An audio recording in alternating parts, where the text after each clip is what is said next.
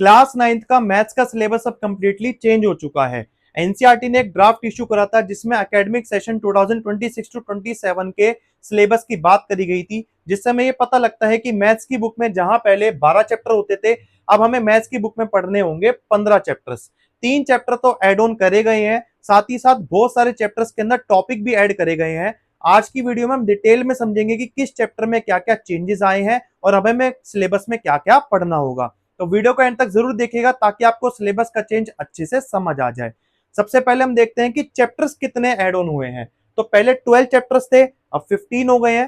3 chapter add on हुए हैं। पहला है एल्जेब्रिक आइडेंटिटीज। एल्जेब्रिक आइडेंटिटीज पहले हम पॉलिनोमियल्स के साथ ही पढ़ते थे, अब इसको एक अलग चैप्टर बना दिया गया है। इसके बाद एक चैप्टर ऐड ऑन हुआ है सीक्वेंस एंड प्रोग्रेशन। इस चैप्टर में तो 10th छोड़ो 11th क्लास का भी एक टॉपिक आ गया है, 10th का भी और 11th का भी। और इसके बाद एक चैप्टर ऐड हुआ है इंट्रोडक्शन टू प्रोबेबिलिटी। इसके अलावा जिन जिन चैप्टर्स के आगे स्टार लगा हुआ है उन सभी चैप्टर्स में कोई ना कोई टॉपिक ऐड हुआ है, 10th क्लास का भी और भी काफी टॉपिक्स ऐड हुए हैं। तो अब हम डिटेल में एक बार एक्सप्लेनेशन देख लेते हैं कि सिलेबस में क्या क्या चेंजेस आए हैं। अब हम देखेंगे कि किस चैप्टर में क्या टॉपिक ऐड हुआ है। फर्स्ट है कोऑर्डिनेट ज्योमेट्री। इस चैप्टर में अभी तक हम पढ़ते थे कि कार्टेशियन प्लेन क्या होता है, एक्स एक्सिस वाई एक्सिस क्या होते हैं और कोऑर्डिनेट कैसे बनता है।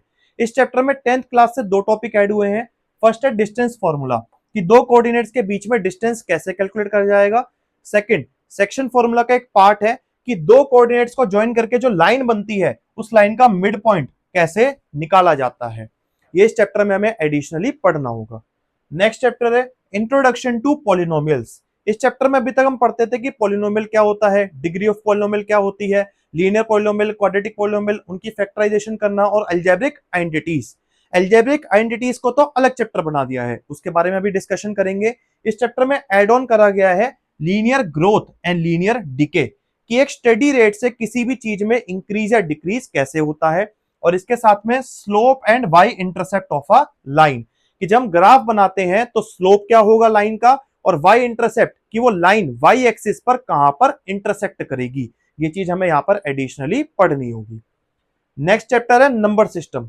इस चैप्टर में हम पढ़ते थे कि रियल नंबर क्या होते हैं, रैशनल नंबर क्या होते हैं, दो नंबर्स के बीच में कितने रैशनल नंबर हम निकाल सकते हैं, P by Q form rational numbers की, और इरेशनल नंबर्स का थोड़ा सा हमने इंट्रोडक्शन पढ़ा था।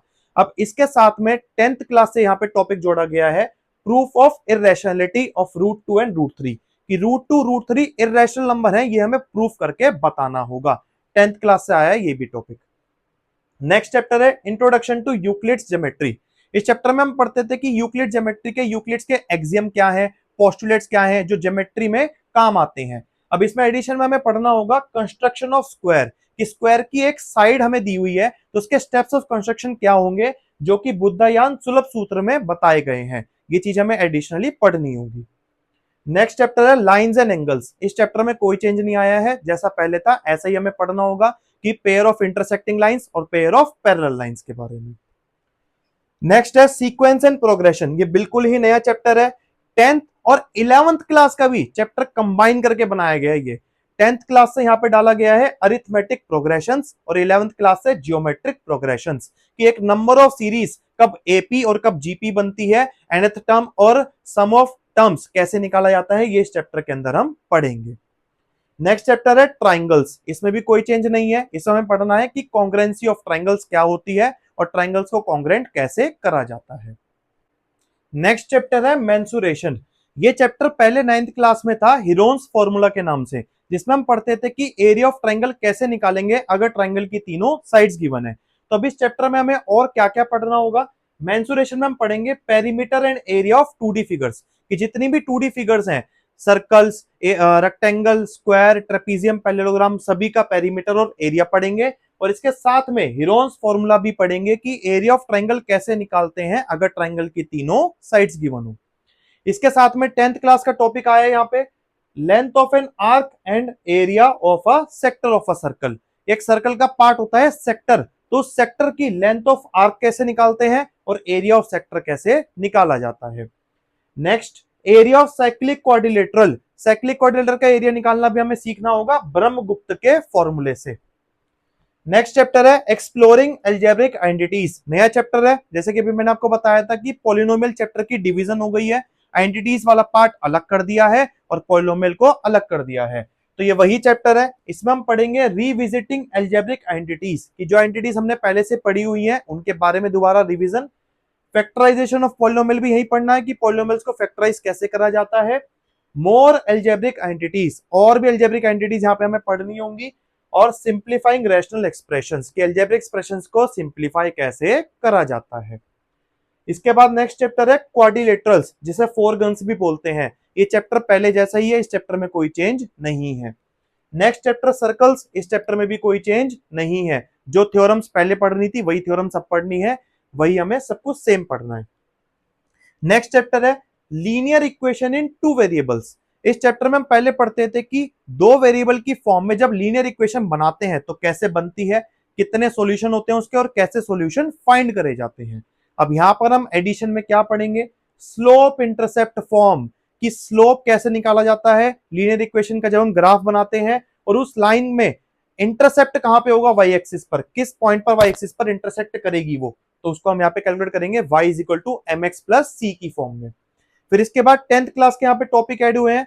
10th क्लास में पढ़ना होता था पेयर ऑफ लीनियर इक्वेशंस कि दो इक्वेशन का पेयर और उसके साथ में उसको कैसे सॉल्व करते हैं, तो वो सब हम 9th में ही पढ़ेंगे अब कि pair of linear equation in two variable, consistency linear equations की, और इसके बाद में graphical method of solving a pair of linear equation in two variable कि ग्राफ से कैसे उसका सॉल्यूशन निकालते हैं, और अलजेब्रिकल मेथड्स भी यही पढ़ने हैं हमें जो कि है सब्स्टिट्यूशन मेथड और एलिमिनेशन मेथड। तो ये सब एड ऑन हो गया है यहाँ पर। नेक्स्ट चैप्टर है mensuration, surface area and volume of 3D solids. यहाँ पे हम 3D सॉलिड्स, कोन, स्फेयर्स और हेमिस्फेयर के सरफेस एरिया ऑफ वॉल्यूम को कैलकुलेट करना सीखेंगे। ये चैप्टर सेम है बिल्कुल। नेक्स्ट चैप्टर है स्टैटिस्टिक्स। इस चैप्टर में हम सीखते थे कि ग्राफ कैसे बनाते हैं, bar graph, histogram, frequency polygon. अब इस चैप्टर में ऐड हुआ है measures of central tendency, mean, median, mode. ये टॉपिक पहले होता था 9th मैथ्स में, इसी को दोबारा डाल दिया इन्होंने कि मीन, मीडियन, मोड भी कैलकुलेट करना हमें सीखना है।